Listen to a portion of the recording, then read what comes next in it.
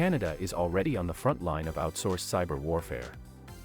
Foreign actors increasingly rely on proxy groups, criminal networks, and coordinated influence operations to operate below the threshold of open conflict. These activities are not abstract or hypothetical. They are actively shaping Canada's information environment by amplifying division, mistrust, and outrage, with measurable effects on political rhetoric and public discourse. Yes, Canada is a documented target of outsourced cyber warfare, and there is credible evidence that these operations are influencing political rhetoric. At present, the observable impact falls more heavily on the populist right, although the techniques themselves are ideologically neutral and opportunistic rather than partisan.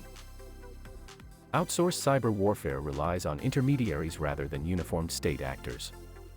Proxy hacker groups, criminal networks, and influence for hire operations allow foreign states to shape narratives while maintaining plausible deniability. Canadian intelligence assessments and allied reports consistently show that these operations focus less on changing votes directly and more on shaping what people see, feel, and repeat online. By amplifying anger, grievance, and distrust, these campaigns gradually distort the tone of political debate. Narratives that question the legitimacy of democratic institutions, independent media, science, elections, and government competence are especially effective because they spread faster than corrections and are repeatedly reinforced through algorithmic amplification. At this moment, right-wing populist rhetoric in Canada more frequently emphasizes anti-elite, anti-institutional, and culture war themes. These themes are particularly compatible with influence techniques that reward outrage, polarization, and emotional engagement. As a result, foreign operations tend to reinforce and accelerate existing grievance-based narratives on the populist right, often without the awareness or intent of domestic actors. This does not mean that the right is uniquely responsible or that the left is immune. The methods are opportunistic, not ideological. They attach themselves to whichever narratives most effectively divide society and erode trust.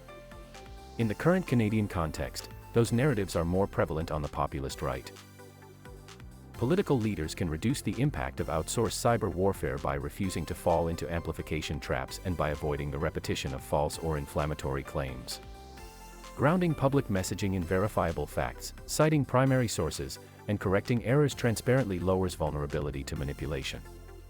Lowering the emotional temperature of debate by framing disagreements around policy trade-offs rather than identity or moral panic reduces the effectiveness of outrage-driven campaigns.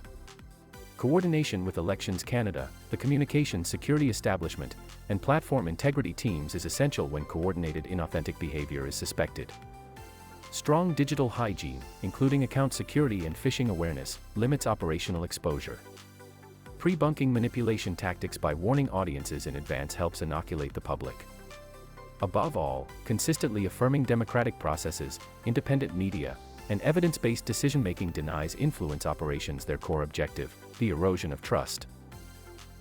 Canada is being targeted by outsourced cyber warfare, and these operations are already shaping political rhetoric by intensifying polarization and mistrust. The current skew toward the populist right reflects narrative compatibility rather than ideology. The most effective defenses are political and institutional discipline, refusing outrage amplification, grounding debate in evidence, strengthening digital security, and actively preparing the public to recognize manipulation when it appears. The Communications Security Establishment's National Cyber Threat Assessment provides the overarching assessment of foreign cyber and influence threats facing Canada and outlines the methods used by state and proxy actors. The Canadian Centre for Cybersecurity's guidance on cyber threats to elections explains how influence operations target democratic processes and public confidence without directly altering vote counts. The CSIS public report documents foreign interference activities affecting Canada's political and information environment. Materials from Democratic Institutions Canada and the Site Task Force describe the coordinated federal approach to protecting elections from foreign interference.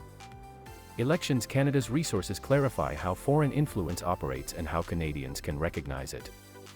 Documentation from the Public Inquiry into Foreign Interference provides primary evidence and analysis of cyber-enabled threats to Canada's democracy.